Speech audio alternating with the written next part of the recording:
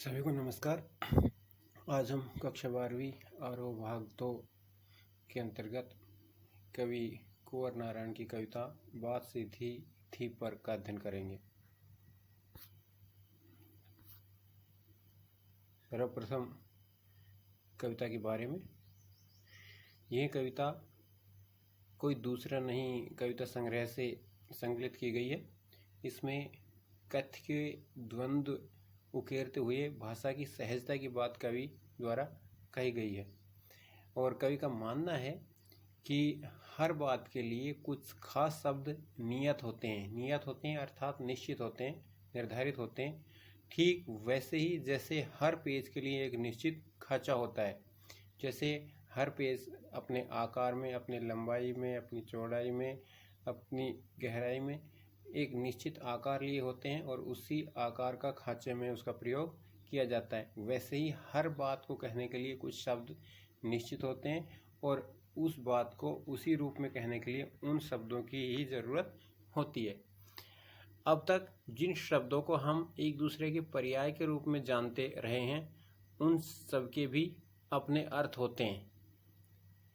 अच्छी बात या अच्छी कविता का बनना सही बात का सही शब्द से जुड़ना होता है और जब ऐसा होता है तो किसी दबाव या अतिरिक्त मेहनत की ज़रूरत नहीं होती, वह सहूलियत के साथ हो जाता है। तो कहता है कि सही रूप या सटीक रूप में अपनी बात को दूसरों के सामने रखने के लिए ज़रूरी है कि हम अपनी बात को कहने के लिए सही शब्दों का चयन करें ताकि आसानी से बात सुनने वालों तक पहुंच सके। सही बात को सही शब्दों के माध्यम से कहने से ही रचना प्रभावशाली बनती है। यदि हम चाहते हैं कि हमारी बात सभी तक पहुँचे और उसी रूप में पहुँचे जिस भाव के साथ हम दूसरों तक पहुँचाना चाहते हैं, तो उसके लिए हमें शब्दों की सटीकता पर विशेष ध्यान देने की आवश्यकता होती है। अन्यथा शब्दों के अनुचित प्रयोग से अर्थ का अनर्थ होने की संभावनाएं भी बनी रहती है। इसी तरह कवि का मानना है कि बात और भाषा स्वाभाविक रूप से जुड़े होते हैं, इन दोनों को हम अलग करके नहीं देख सकते। बात जब कही जाती है तो निश्चित रूप से किसी न किसी भाषा के माध्यम से वह व्यक्त की जाती है और वह जिस भी भाषा में व्यक्त की जाए उसकी सही शब्दावली से अभिव्यक्ति करने वाले का ज्ञान होना जरूरी है। किंतु कभी कभी भाषा के मोह में सीधी बात भी टेढ़ी हो जाती है। भाषा के मोह से तात्पर्य है कि वे लोग जिनका शब्दकोश बहुत विस्तृत होता है, शब्दों का ज्ञान बहुत अथाह होता है, वे अपनी बात को कहने के लिए इस तरीके के शब्दों का प्रयोग करते हैं जिससे भाषा की क्लिष्टता बढ़ जाती है और सुनने वाला आसानी से उनके भावों को ग्रहण नहीं कर पाता। टेढ़ी बात का टेढ़ी होने से आशय है कि बात सही अर्थ के साथ सुनने वाले तक नहीं पहुंच पाती। मनुष्य अपनी भाषा को टेढ़ी तब बना देता है जब वह आडंबरपूर्ण और चमत्कारपूर्ण शब्दों के माध्यम से कथ्य को प्रस्तुत करने का प्रयास करता है। आडंबरपूर्ण का अर्थ वही है कि दिखावा करने के लिए हम शब्दों का प्रयोग करते हैं, अपना पांडित्य, अपनी विद्वता प्रदर्शित करने के लिए हम ऐसे शब्दों का प्रयोग करते हैं जो लोक प्रचलित शब्द नहीं होते, जिसके कारण जो बात हम कहना चाहते हैं उसका प्रभाव खत्म हो जाता है। अंततः शब्दों के चक्कर में पड़कर वे कथ्य अपना अर्थ खो बैठते हैं। कथ्य से आशय है जो भी कहा जा रहा है। यदि शब्दों पर हम ठहर जाते हैं, शब्दों पर ही हम अधिक ध्यान देंगे, तो कहीं ना कहीं जो बात कही जा रही है उसकी जो विषय वस्तु है वह गौण हो जाती है और बात सही अर्थ में दूसरों तक नहीं पहुंच पाती। अतः कवि का मानना है कि अपनी बात सहज एवं व्यवहारिक भाषा में कहनी चाहिए ताकि आम लोग कथ्य को भली भांति समझ सकें। भाषा का सामान्य उद्देश्य यही है कि सुनने वाले या पढ़ने वाले तक आसानी से भावनाओं का या विचारों का प्रसार होना। इसलिए यदि हम चाहते हैं कि हमारी बात या किसी कवि की रचना आसानी से दूसरों तक पहुंच पाए, दूसरे उसका भाव समझ सके, इसके लिए हमारी भाषा बहुत ही सरल और सहज होनी चाहिए, जिससे जिन शब्दों से सभी लोग भली भांति परिचित हों। अब कविता का पहला अंश पे आते हैं। बात सीधी थी, पर एक बार भाषा के चक्कर में जरा टेढ़ी फंस गई। उसे पाने की कोशिश में भाषा को उल्टा पलटा, तोड़ा मरोड़ा, घुमाया फिराया कि बात या तो बने या फिर भाषा से बाहर आए, लेकिन इससे भाषा के साथ साथ बात और भी पेचीदा होती चली गई। तो यहाँ पर कवि कह रहा है कि एक आसान सी, एक साधारण सी बात को कहने की कोशिश की जा रही थी, लेकिन इस तरह के आडंबरपूर्ण और कठिन शब्दों का प्रयोग किया गया कि वह बात सही तरीके से दूसरों तक नहीं पहुंच पाई। कुछ शब्दार्थ जो इसमें आए हैं, सीधी का अर्थ होता है सरल या सहज, चक्कर यानी प्रभाव, टेढ़ा फंसना यानी बुरा फंसना, और पेचीदा का अर्थ होता है कठिन या मुश्किल। तो यहाँ हम देखते हैं कि कवि कहता है कि वह अपने मन के भावों को सहज रूप से अभिव्यक्त करना चाहता था, परंतु समाज की प्रकृति को देखते हुए उसे प्रभावी भाषा के रूप में प्रस्तुत करना चाहता है, पर भाषा के चक्कर में भावों की सहजता नष्ट हो गई। भाषा के चक्कर में से आशय है कि भाषा में ऐसे शब्दों का प्रयोग जो सामान्य रूप से समाज में प्रचलित नहीं होते, या सामान्य रूप से हम उनके भावों को आसानी से ग्रहण नहीं कर पाते। कवि का कहना है कि मैंने मूल बात को कहने के लिए शब्दों, वाक्यांशों आदि को बदला, परिवर्तित करने की कोशिश की, उनका क्रम बदलने की कोशिश की, जिससे वह आसान हो सके, लेकिन फिर भी उसके रूप को बदला और शब्दों को उलट पुलट कर करने का प्रयोग किया। कवि ने कोशिश की कि या तो इस प्रयोग से उसका काम बन जाए या फिर वह भाषा के उलट फेर के जंजाल से मुक्त हो सके, परंतु कवि को कोई भी सफलता नहीं मिली। उसकी भाषा के साथ साथ कथ्य भी जटिल होता गया। तो पूरे के पूरे अंश में कवि कहना चाहता है कि एक बार यदि सही बात को कहने के लिए आपने सही और सटीक शब्दों का प्रयोग नहीं किया, तो उसमें बदलाव करने के लिए, उसको सहज बनाने के लिए आपकी बार बार की जाने वाली कोशिश है वह व्यर्थ हो जाती है, जब तक कि आप सही शब्दों का चयन नहीं करेंगे। यदि हम इसके विशेष काव्य सौंदर्य की बात करें तो हम देखते हैं कि सहज और सरल साहित्यिक खड़ी बोली हिंदी का प्रयोग हुआ है, मुक्त छंद युक्त कविता है, और टेढ़ी फंसना और पेचीदा होना जैसे मुहावरों का भी इस अंश में प्रयोग किया गया है। और जहाँ साथ साथ शब्द का प्रयोग हुआ है, लेकिन इससे भाषा के साथ साथ, तो यहाँ पर साथ साथ शब्द की समान अर्थ में पुनरावृत्ति होने के कारण पुनरुक्ति, प्रकाश अलंकार हमें देखने को मिलता है। अब इसी अंश का भावार्थ भी यहाँ पर बताया गया है।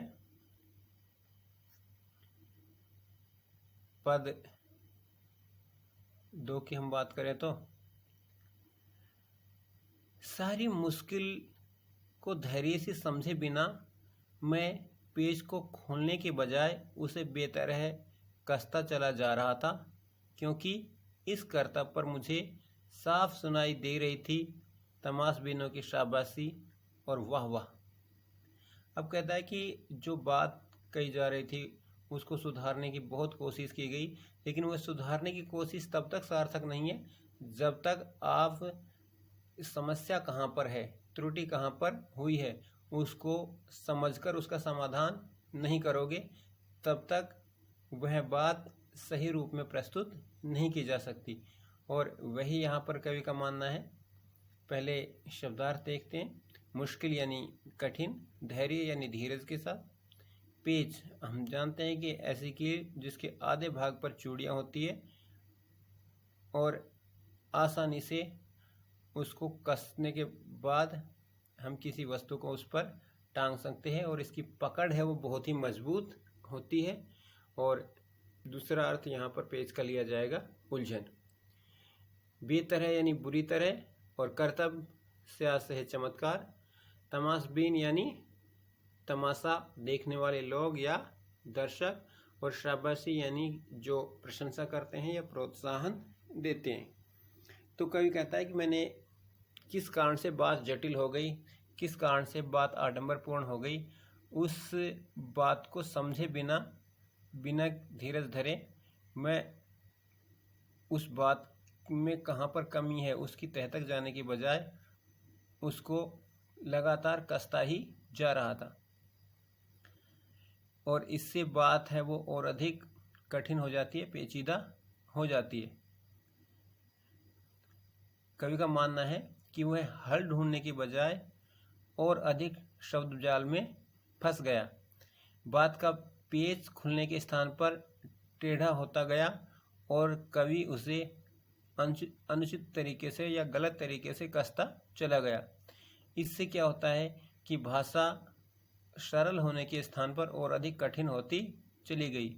शब्दों के प्रयोग जो कवि कर रहा था उस पर बहुत सारे ऐसे दर्शक थे जो उनको प्रोत्साहन दे रहे थे, जो उनकी प्रशंसा कर रहे थे बगैर भाव या अर्थ को समझे हुए।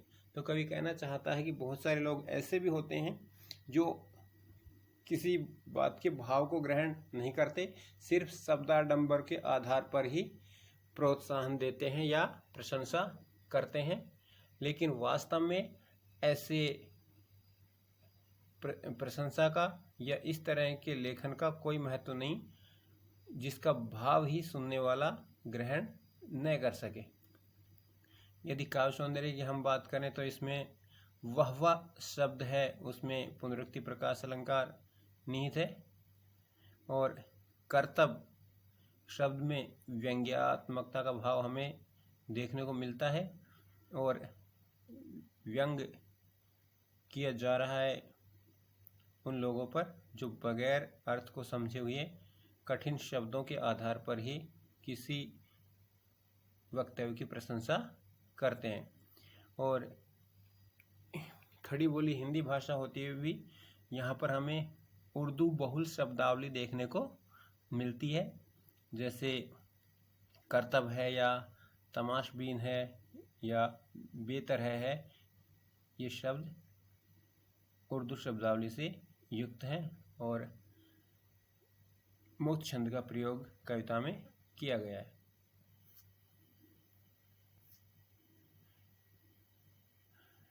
कविता का तीसरा अंश। आखिरकार वही हुआ जिसका मुझे डर था, जोर जबरदस्ती से बात की चूड़ी मर गई और वह भाषा में बेकार घूमने लगी।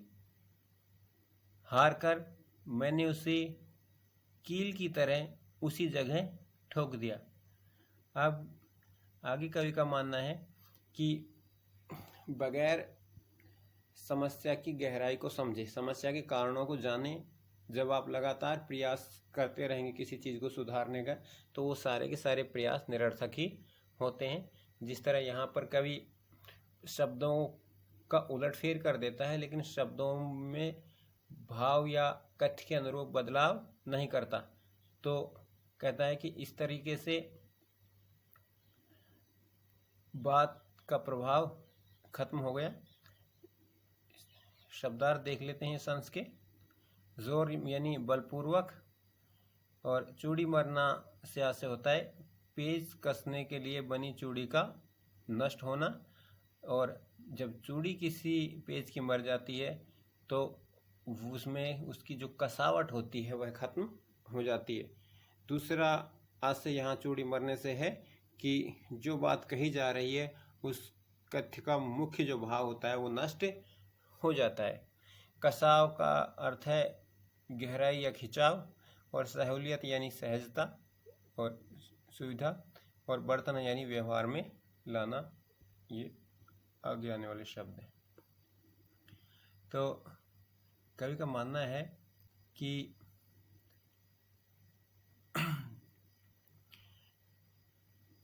अपनी बात कहने के लिए बनावटी भाषा का प्रयोग जब कवि करने लगा तो लोग उसका भाव ग्रहण नहीं कर पाते। परिणाम वही हुआ जिसका कवि को डर था।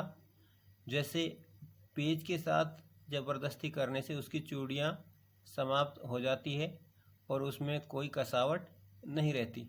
देखने में प्रतीत होता है कि सब कुछ ठीक है, लेकिन वह बहुत ही ढीला ढाला होता है। ठीक उसी प्रकार शब्दों के जाल में उलझकर कवि की बात का प्रभाव नष्ट हो गया और वह बनावटीपन में खोसी गई। उसकी अभिव्यंजना या उसकी भावों को अभिव्यक्त करने की जो क्षमता है वो खत्म हो जाती है। और कवि जब अपनी बात को स्पष्ट नहीं कर सका तो उसने अपनी बात को वहीं पर छोड़ दिया। जैसे जब पेज की चूड़ी समाप्त हो जाती है तो अक्सर उसे कील की तरह ही ठोक दिया जाता है। कील में हम जानते हैं कि उसमें पेज की तरह कोई कसावट नहीं होती, कोई चूड़ियाँ उसमें नहीं होती, तो उसमें वह सामर्थ्य नहीं होती कि उसकी जकड़ बनी रह सके। ऐसी स्थिति में कवि की अभिव्यक्ति बाहरी तौर पर कविता जैसी लगती थी, परंतु उसमें भावों की गहराई बिल्कुल भी नहीं थी, शब्दों की ताकत उसमें नहीं थी। कविता उससे प्रभावहीन हो गई। जब वह अपनी बात स्पष्ट नहीं कर सका तो बात ने शरारती बच्चों की तरह उसको परेशान करने लगती है। तो यहाँ पर हम देखते हैं कि कील की तरह किसी चीज़ को ठोकने से आशय है कि बात कही गई, लेकिन चूंकि भाव हम पहुंचा नहीं पाते सुनने वाले तक, तो उस तरह की बात का कोई महत्व नहीं रहता। अगर हम काव्य सौंदर्य की बात करें तो इसमें कील की तरह ठोकने में उपमा अलंकार है, और जोर जबरदस्ती जो शब्द यहाँ पर प्रयोग हुआ है, और वहाँ पर अनुप्रास अलंकार हमें देखने को मिलता है, और पूरी कविता की तरह यहाँ पर भी खड़ी बोली हिंदी का प्रयोग किया गया है।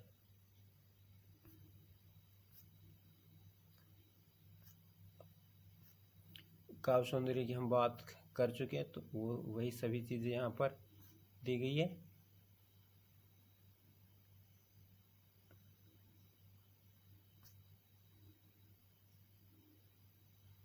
अब मूल्यांकन प्रश्नों की बात करते हैं।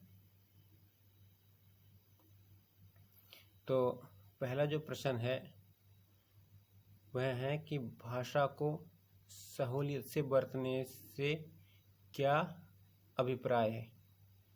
तो यहाँ पर कवि का मानना है कि भाषा को सहूलियत से बरतने से आशय है कि आसानी से हम उन भावों को ग्रहण कर पाएँ जो दूसरे के द्वारा कहे जा रहे हैं। सहज और सटीक शब्दों का प्रयोग करते हुए बात को कहना। उत्तर देख लीजिए। कवि का कहना है कि मानव मन में भावों का उदय होता है। यदि वह भाषा के चमत्कार में उलझ जाता है तो वह अपने भावों को सही ढंग से अभिव्यक्त नहीं कर पाता। वह तभी उन्हें प्रकट कर सकता है जब भाषा को वह साधन बनाए। साध्य नहीं, साध्य से आशय है कि भाषा सिर्फ अभिव्यक्ति का एक माध्यम है। भाषा अपने आप में संपूर्ण नहीं है, वह भावों को प्रकट करने का एक साधन मात्र है। लेकिन जब हम या कवि भाषा को ही साध्य बना लेता है तो भावों को क्षति पहुंचती है। साधन बनने पर भाषा सहजता से इस्तेमाल हो सकती है और वह लोगों तक आसानी से अपनी बात पहुंचा सकते हैं। दूसरा जो प्रश्न है, बात और भाषा परस्पर जुड़े होते हैं किंतु कभी कभी भाषा के चक्कर में सीधी बात भी टेढ़ी हो जाती है। तो कैसे सीधी बात टेढ़ी हो जाती है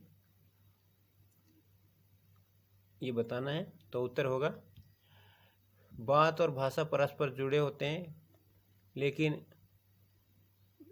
भाषा के चक्कर में सीधी बात भी टेढ़ी इस प्रकार हो जाती है जब उपयुक्त शब्दों का प्रयोग नहीं किया जाता है।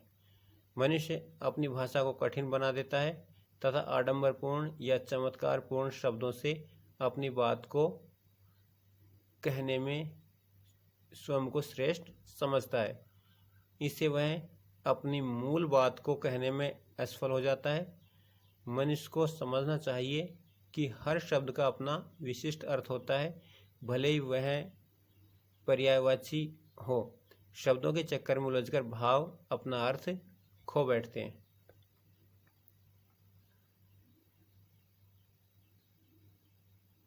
कवि के अनुसार कोई बात पेचीदा कैसे हो जाती है? तो बात पेचीदा तब हो जाती है जब उस बात को कहने के लिए सही शब्दों का प्रयोग कवि के द्वारा नहीं किया जाता और आडंबरपूर्ण या दिखावे के लिए ऐसे शब्दों का प्रयोग किया जाता है जिससे समझने वाला आसानी से उन भावों को ग्रहण नहीं कर पाता, तो वह बात और भी पेचीदा हो जाती है। कवि ने कथ्य को महत्व दिया है अथवा भाषा को? बात सीधी थी पर के आधार पर तर्क सम्मत उत्तर दीजिए। यहाँ पर पूरी कविता में कवि का मानना है कि कथ्य महत्वपूर्ण होता है और भाषा है वह विचारों को या भावनाओं को व्यक्त करने का एक माध्यम मात्र है। इसलिए जब कोई बात किसी भी भाषा में कही जाए तो उनके शब्द बहुत ही सरल और सटीक होने चाहिए, क्योंकि यदि सरल शब्दों का प्रयोग या आसानी से समझ में आने वाले शब्दों का प्रयोग नहीं किया गया तो बात कितनी ही महत्वपूर्ण हो वह सुनने वाले तक नहीं पहुंच पाएगी, और यदि सुनने वाला बात को समझ ही नहीं पाएगा तो फिर उस उक्ति का या उस कथ्य का कोई महत्व नहीं रह जाता। इसलिए कवि का मानना है कि कथ्य महत्वपूर्ण होता है और कथ्य का सौंदर्य बना रहे इसके लिए आवश्यक है कि लोक प्रचलित और व्यवहारिक शब्दों का प्रयोग करते हुए ही बात कही जानी चाहिए। यहाँ तर्क की भी बात की गई है, तो तर्क हम दे सकते हैं कि भाषा का सर्वप्रमुख उद्देश्य होता है हमारी बात दूसरे लोग समझ पाएं। यदि हम दूसरों से ये कहना चाहते हैं कि किस तरीके से काम को करना है और किस तरीके से नहीं, किंतु सुनने वाला आपकी बात को समझ ही नहीं पाया तो निश्चित रूप से वह कार्य सही तरीके से संपन्न नहीं कर पाएगा। तो सीधी और सरल बात कहने के लिए जब कवि ने चमत्कारिक भाषा में कहना चाहा तो हमने कविता में देखा कि वह भाषा के चक्कर में भावों की सुंदरता को नष्ट कर देती है। भाषा के उलट फेर में पड़ने के कारण बात का कथ्य या बात की जो विषय वस्तु है वह और भी जटिल बनती चली जाती है और सुनने वाले उसका भाव बिल्कुल भी ग्रहण नहीं कर पाते। प्रश्न 5 को अगर हम देखें तो बात कथ्य के लिए नीचे दी गई विशेषताओं का उचित बिंबों या मुहावरों से मिलान करना है।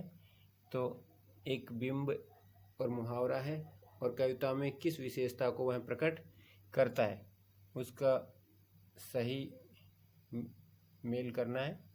तो एक उदाहरण देकर बताया गया है कि बात का बन जाना से आशय है कथ्य और भाषा का सही सामंजस्य हो जाना, यानी जो बात कही जा रही है वह सही भाषा में कही जा रही है, सही शब्दों का प्रयोग किया जा रहा है, उन दोनों का तालमेल से ही बात बन सकती है, यानी आसानी से भाव दूसरों तक पहुंच पाते हैं। इसी तरह का अगर हम देखें तो बात की चूड़ी मर जाना से आशय है कि बात का प्रभावहीन हो जाना, और बात का प्रभावहीन हो जाने का से जो जिस रूप में कहा जाए उसी रूप में दूसरों के द्वारा ग्रहण न किया जा सके। बात की पेच खोलना सा आशय है कि बात को सहज और स्पष्ट करना। इसी तरह बात का शरारती बच्चे की तरह खेलना, यानी बात का पकड़ में न आना, और पेच को कील की तरह ठोक देना, यानी बात में कसावट का न होना। जिस तरह से कील में कोई जकड़ नहीं होती है, कोई कसावट नहीं होती है, वैसे यदि बात में सही शब्दों का प्रयोग नहीं किया गया तो बात का प्रभाव भी नहीं रह जाता है। धन्यवाद।